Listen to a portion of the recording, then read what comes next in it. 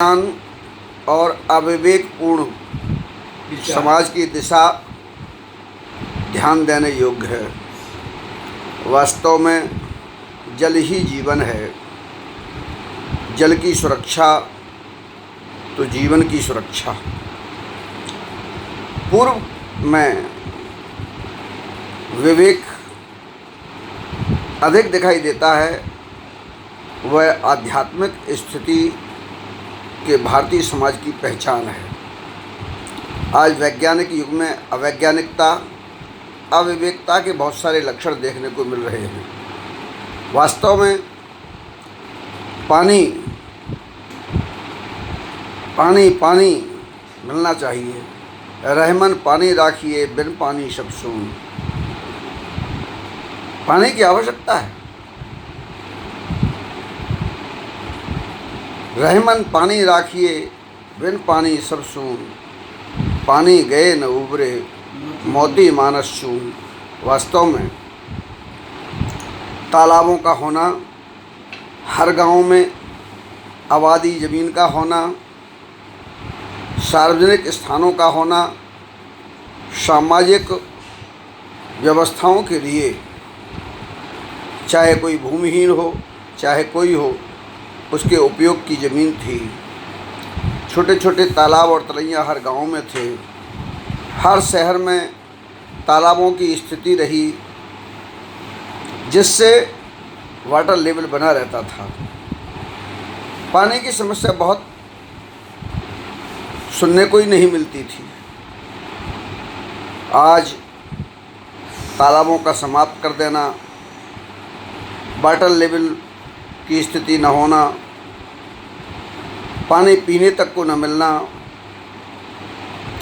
और बरसात का पानी जो इकट्ठा होता था, जल स्रोतों को बढ़ाने में मदद करता था, वे योजनाएं ऐसी बनाई गईं कि हर नगर की सारी भूमि को पक्का कर दिया गया, और उसके कारण से पानी ज़मीन में पहुंच ही नहीं रहा है।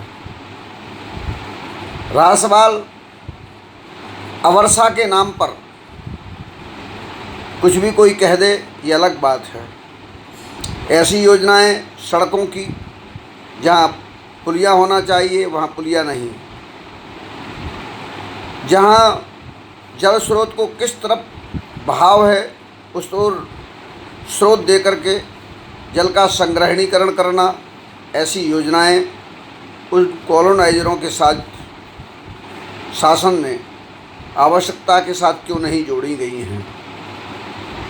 वास्तव में शासन की योजनाओं में भी ये देखने को मिलता है कि पानी होने के बाद भी पब्लिक को पानी नहीं है।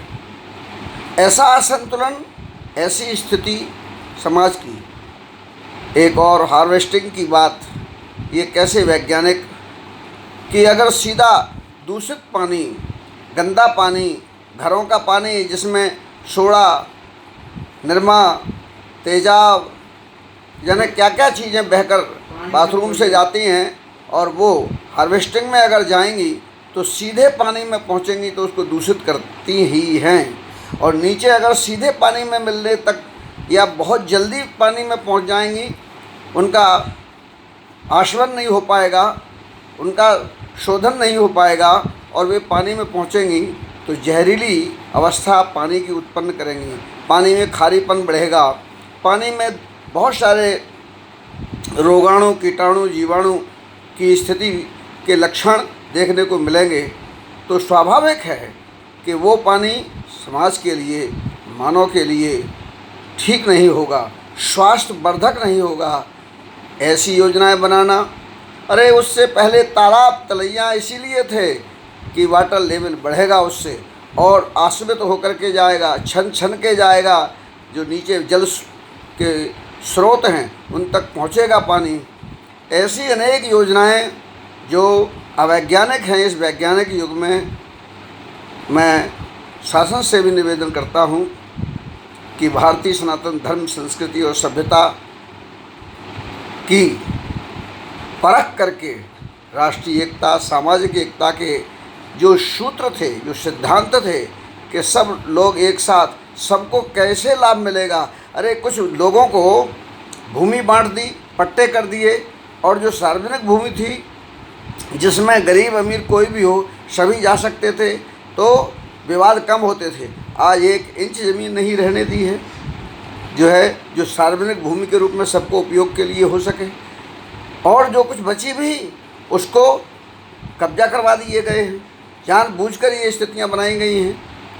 भूमाफियाओं को शासन प्रशासन के माध्यम से इस प्रकार की, अगर कोई सार्वजनिक स्थान भी बनाया जाए तब तो समझ में भी बात आती है कि चलिए सार्वजनिक स्थान पर तो सबको लाभ मिलेगा, लेकिन उसके स्थान पर यदि व्यक्तिगत तौर से इस प्रकार की योजनाएं हैं तो ये चिंतनीय हैं। आज पानी की समस्या सबसे अधिक चल रही है। मैं कहना चाहता हूँ कि ग्वालियर में भी पानी की समस्या है। 1 दिन छोड़कर पानी अभी भी आ रहा है, और वो केवल 1 घंटे नल चलते हैं। कैसे लोग अपनी आपूर्ति कर रहे हैं, ये सोचने का विषय है। वास्तव में अगर सरकारें पानी भी न दे पाएँ, समाज को, जनता को पानी भी न मिल पाए, तो कैसी सरकारें हैं जो तमाम प्रकार के टैक्स लेकर के भी, तमाम प्रकार की योजनाओं के माध्यम से भी धन संग्रहित करके, उसके बाद स्वास्थ्य, सुरक्षा और सफाई और शिक्षा की व्यवस्था भी अगर शासन नहीं कर पाए तो ये निंदनीय है।